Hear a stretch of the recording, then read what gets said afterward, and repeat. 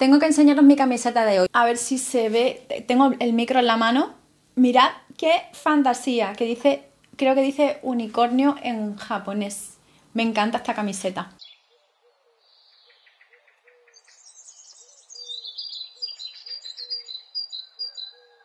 Muy buenas a todos y todas, yo soy Harwe y en el vídeo de hoy quiero hablar de tarot, quiero hablar de una pregunta que me hacéis mucho. Ahora quisiera hacer unos cuantos vídeos con preguntas que me hacéis y que son preguntas un pelín más largas de las que yo a lo mejor podría contestar en un mensaje de Facebook o en un mensaje directo de Insta o de Twitter, así que me voy a tomar mi tiempo para hablar de esto. Y hoy quisiera hablar de tarot, por eso tengo todas las barajas aquí atrás hoy, porque creo que necesitamos hablar un pelín de tarot.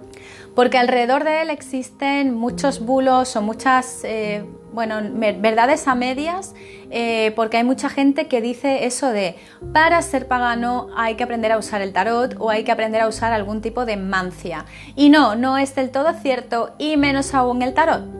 Lo que pasa es que muchas de las personas que estamos metidos en el paganismo, sí que es cierto que echamos las cartas y que pues tenemos un cierto bagaje con el rollo de echar las cartas, y al final pues se acaba extendiendo la creencia de que el tarot es algo pagano y de que los paganos echamos el tarot por alguna razón que no logro entender, y ahora os contaré por qué. Lo primero que quiero comentaros es que el tarot no es pagano. El tarot, de hecho, viene de un concepto pues bastante judeocristiano. Lo que pasa es que en el seno del judeocristianismo es cierto que había gente pues que echaba las cartas, o gente que jugaba a los dados, o gente que utilizaba algunos juegos, considerados juegos, como pueden ser, por ejemplo, pues los antecedentes del póker actual, o los dados, por ejemplo, jugar a las tabas, cosas así, y eso lo convertían en formas de adivinación. Hasta ahí es donde están muy unidos las mancias con los juegos de azar. Cuando por algunas razones se considera que los juegos de azar deberían estar prohibidos, sobre todo porque la Iglesia Católica los ve como algo negativo, y otras muchas iglesias también, sobre todo porque hay apuestas de por medio y a la gente pues las acaban desplumando, es cuando se prohíbe todo juego de azar, incluyendo lo que se consideraba una superstición, que es la adivinación a través de esos mismos juegos de azar. De ahí que, por ejemplo, se pierda la adivinación con dados, cosa que yo, por ejemplo, practico y algún día os lo contaré. La adivinación con huesos, que es muy parecido a la adivinación con dados. El conteo, incluso hay un sistema de conteo mediante los dedos, parecido a lo cuando hacemos 1, 2, 3, 4, 5. Había un sistema de notación para sumar y restar con dedos, y había gente que jugaba como algo así como al blackjack, a lo que sería el blackjack, pero con las manos, y eso también queda prohibido. Y por tanto también queda prohibido el juego de los naipes, el juego de lo que sería la antesala del tarot. ¿Qué ocurre? Que el tarot se utiliza únicamente para la adivinación, pero como está relacionado con los naipes, existen leyes en contra de eso. Ya os digo, se prohíben los juegos de azar y por tanto se prohíbe la adivinación que esté basada en esos juegos de azar. Pero como os decía, de pagano, nada. Los antiguos paganos no tenían este tipo de naipes, no tenían este tipo de cosas, y el gran boom de los naipes, de hecho, llega a partir de la invención de la imprenta, porque es que entonces hacer un naipe era estar dibujando a manita un montón de cartitas, y como comprenderéis, pues había muy poquitas copias de estas cartitas cuando no existía el invento de la imprenta. Los primeros tarots son ya del final de la Edad Media y principio de la Edad Moderna aproximadamente, y ahí es cuando se realiza el boom. Mucha gente dice que el tarot lo trajeron los gitanos, pues porque coincidió en la época en la que los primeros gitanos entraron en Europa. Esto es una verdad a medias, ya os digo, los gitanos no creo que tuvieran la posibilidad de ir haciendo cartitas y dibujando cartitas así a manera un poco más masiva, aunque fueran pocas. La imprenta lógicamente no era como hoy en día, era grande, pero no es que fuera una barbaridad, no es que hubiera copias de tarot por todas partes. Lo que sí traían los gitanos era eso, el rollo del trilero, el rollo de pues los juegos, las apuestas, tal, y por supuesto la adivinación que con eso traía. Por eso mucha gente dice el tarot viene de las manos de los gitanos. Y como os decía, es una verdad a media, realmente no es cierto 100%, pero tampoco es incierto 100%, porque coincide en la época, porque no se tiene constancia de ello histórico y porque, bueno, pues el boom del tarot se va a dar cuando haya imprenta, no antes, y los gitanos pues no llevaban una imprenta a cuestas, como es lógico, señor Gutenberg. Por tanto, a los que me preguntáis si el tarot es algo pagano, no, el tarot no es algo pagano y de hecho tiene muchísima simbología judio-cristiana. Este es mi tarot Rider-Waite, el cual tengo desde que tenía 14 años, así que lleva conmigo la friolera de 24 años. Ya sabéis, yo ya he dicho muchas veces que yo aprendí a echar el tarot con 8 años, con una baraja de Balbi que creo que he puesto aquí. Esa no es mi baraja de Balbi con la que yo aprendí, porque esa la tiene mi madre, pero yo conseguí una copia de la Balbi y la tengo ahí. Pero esta es ya la primera baraja que yo me compré, digamos, a mi nombre, mía, que no es que tuviera que cogerla de mi madre y pedírsela prestada para poder echarla. Estas cartas tienen una gran influencia judeocristiana y no os voy a mentir. Esto lo vemos en varias cosas. Primero, mirad esto, que me estoy mirando en la pantalla de la cámara para ver que señalo bien. La rosa y la cruz en realidad es una alegoría de salvación y de todo esto. Es verdad que hoy en día los rosacruces no tienen como esa connotación. Yo soy rosacruz, así que no tienen esa connotación, tienen otro tipo de connotación, pero cuando se ha usado muchas veces la rosa y la cruz, pues es sinónimo de ciertas cosas bastante judio-cristianas. Si os fijáis, por ejemplo, aquí la tengo, la rueda de la fortuna tiene los símbolos de los 4 evangelistas, o sea, tiene muchas referencias a cosas judio-cristianas, realmente no son referencias paganas per se, no podemos decir que aquí exista un paganismo, ¿no? La razón es porque esta baraja en particular, mirad la emperatriz, esta baraja en particular fue creada por personas que formaban parte de determinadas órdenes mágicas y las órdenes mágicas del siglo XX tenían un tufo judeo-cristiano que alucináis. Entonces es lógico que aquí haya mucho tufo judeo-cristiano. Una de esas cosas que lo vemos es la poquita representación femenina que hay, y además los roles femeninos están ligados más bien a o bien la contemplación, ¿vale?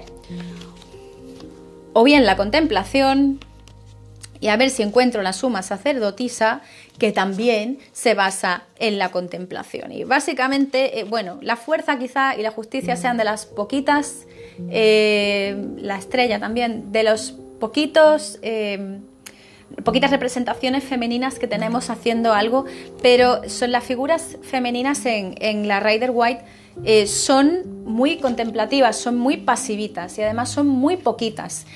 Se basa mucho en estructuras, ciudades, cosas estructurales.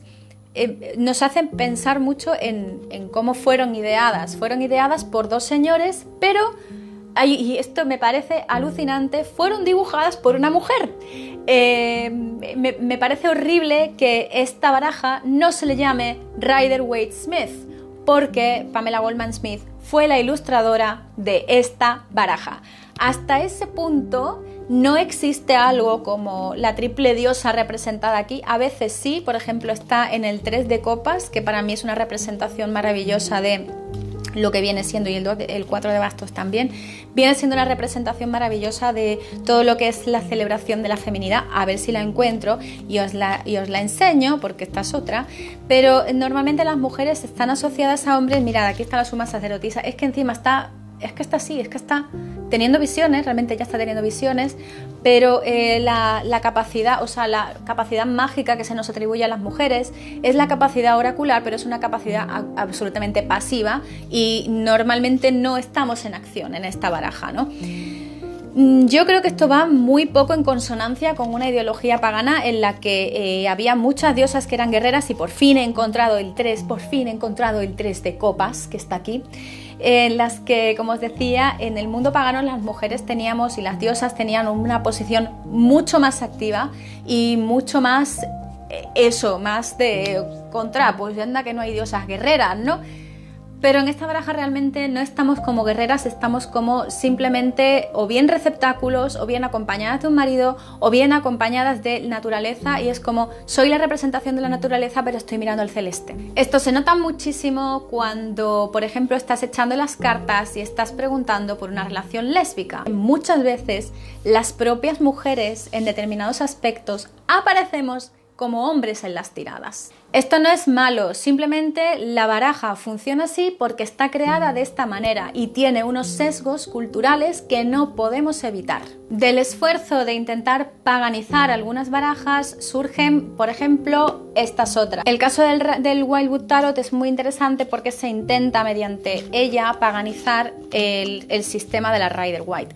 En este caso, por ejemplo, el sumo sacerdote se convierte en el ancestro, the ancestor, y tiene pechos, tiene tetas, o sea, realmente no es ni hombre ni mujer, es una entidad, entonces se convierte en algo mucho menos binario y mucho menos y más asociado a la naturaleza, y existe una mayor representación de la mujer en esta baraja en particular. A mí me gusta más.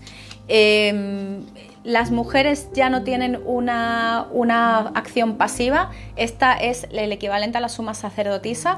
Está haciendo algo, o sea, ella va cargada de cosas y es verdad que está viendo, es verdad que está teniendo visiones, es una chamana, pero vemos que está haciendo algo, no está solamente con la Torá en la mano, como pasa en el caso del Rider-Waite, pero eso, en el Rider ella está con la Torá en la mano diciendo no lo puedo leer, pero no me hace falta porque estoy mirando el infinito. En el caso de algunas barajas, ya os digo, esta es contemporánea, está basada en el Rider, sigue el mismo esquema del Rider, de hecho sigue el esquema casi, no sé si conocéis el 3 de espadas.